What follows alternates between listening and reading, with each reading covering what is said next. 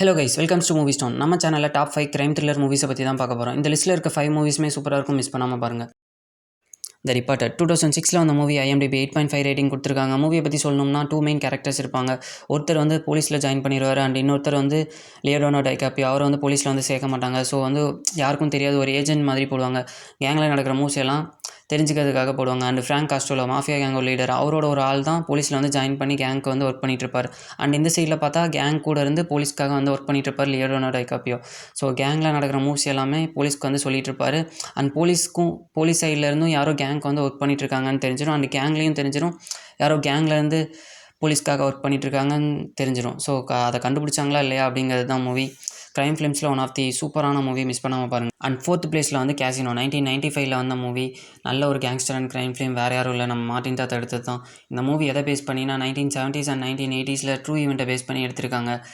ராட்ஸ்டீன் அவர் தான் gaming commission and casino வந்து run பண்ணிகிட்டு இருப்பாங்க. இன்கேஸ் கேசினோவில் வந்து ஏதாவது கேம் விளையாடுறதுல சீட்டிங் பண்ணாங்கன்னா உடனே அவங்களுக்கு தகுந்த சலுகையை வந்து கொடுத்துருவாங்க.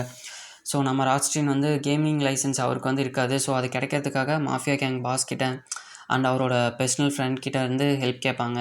அதுக்கப்புறம் என்னெல்லாம் நடக்குது அப்படிங்கிறத மூவி. நல்ல ஒரு கேங்ஸ்டர் அண்ட் க்ரைம் ஃபிலிம் பார்க்கணுன்னா கண்டிப்பாக கேசினோ பாருங்கள்.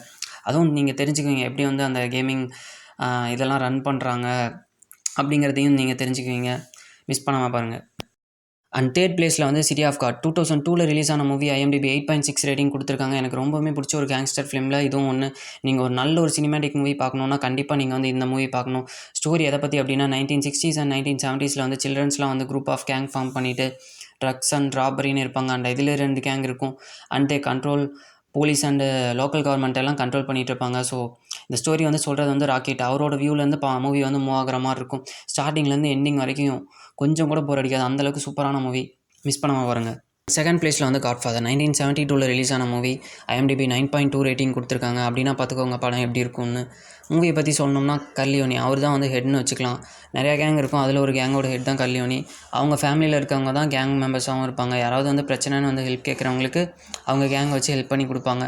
கூடவே பிஸ்னஸும் பண்ணிகிட்ருப்பாங்க. ஸோ இவங்க தான் சொசைட்டியே கண்ட்ரோல் பண்ணி எந்த ஒரு க்ரைம்ஸும் நடக்காத அளவுக்கு பார்த்துட்ருப்பாங்க. அண்டு ஒரு டைம் பிஸ்னஸ்க்கு வந்து ஒத்துக்காதனால அதர் கேங் மெம்பர்ஸ்லாம் எனிமி ஆகிடுவாங்க. ஸோ அதுக்கப்புறம் என்னென்னலாம் நடக்குது அப்படிங்கிறத வந்து மூவியை பார்த்து தெரிஞ்சுக்கோங்க.